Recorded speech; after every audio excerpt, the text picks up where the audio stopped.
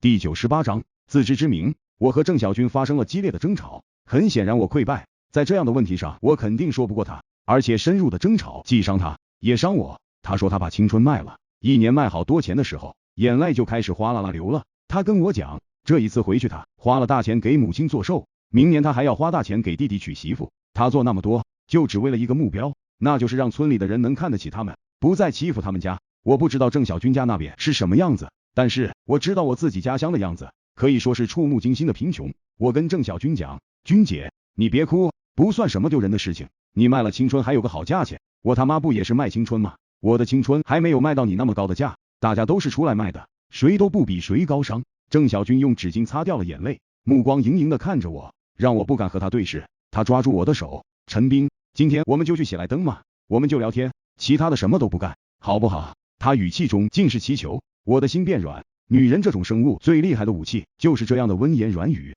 我不怕郑小军跟我吵，也不怕他跟我玩心计，就怕他跟我服软，在我面前百依百顺。我估计这个世界上任何一个男人都会有这样的弱点吧。我道，军姐，你这么明目张胆的来约我，你就不怕老黄知道了找你算账吗？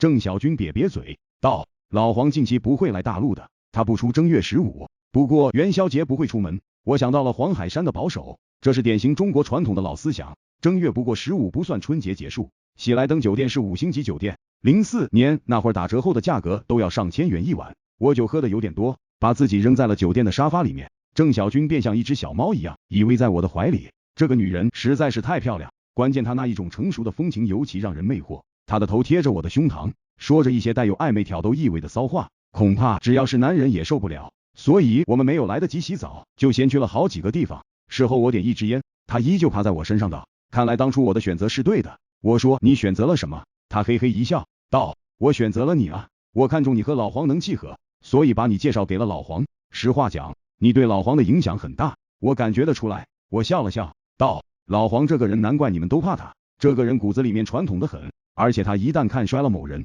出手是绝对不讲情面的，所以你要小心，别以为现在掌握了百胜鞋厂就可以高枕无忧。郑小军咯咯的笑道，我知道呢，我跟了他这么多年，我能不知道这个吗？前段时间老黄还跟谢明军讲过，说你是个人才，他想把你招揽过去给他干事呢，是吗？我冷笑一声，你怎么看这事儿？郑小军沉默了一会儿道，如果你想干大事儿，跟老黄就没有前途，如果你只想发点小财，跟着老黄还是可以的。我道，发大财，这年头有几个人发了大财的？我说句实在话，在深圳这个地方能够把日子过顺当都算是人上人了，还指望发大财？郑小军道，那你可以来跟老黄干，老黄这个人传统是真的，但是肯给人机会也是真的。谢明军当初是个什么鬼？从东北过来就是个跑腿子，现在也混得人模狗样了，在外面还养女人呢。我摇摇头道，军姐，我这么跟你讲吧，如果我能挺直腰杆做人，就不会弯下身去做一条狗，除非是不得已。老黄这种人，把女人当猪养，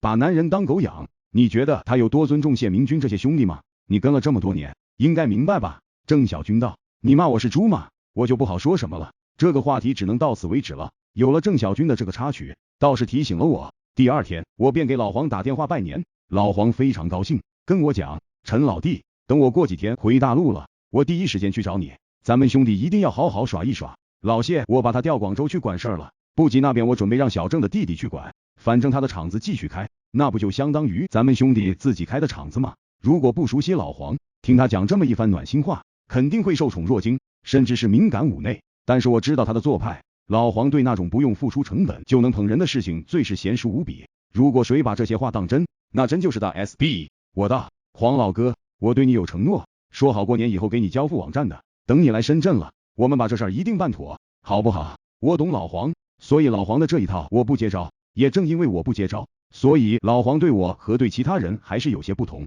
老辈人有句话说得好，一个人最宝贵的是一定要有自知之明，跟老黄相处，一定要时刻提醒自己有几斤几两，如若不然，估计几个回合就被老黄给绕晕了。等着老家伙把你捧得昏昏欲睡、飘飘欲仙的时候，估计你这人的底细他也摸得差不多了。对他这样的商人来说，外热内冷，他把你看白了，你倘若有用，他就轻松利用，你倘若没有用，他弃之若履，那绝对是不会跟你讲半点情面的。我别的东西可能不行，但是对老祖宗留下的那些玩意儿还是懂。老黄的套路就是咱们传统的黄老之学，放在古代用的最溜的就是那些帝王赏赐臣子，并不是说他一定是对此人非常满意。如果身为臣子的人不明所以，还觉得自己是受宠，沾沾自喜，很多时候就意味着大难临头。老黄有时候一不小心的就给我扔一顶高帽子过来，这种帽子能轻易戴吗？这里面的套路深得很。到目前为止，我还头脑十分清醒，不至于把路走偏。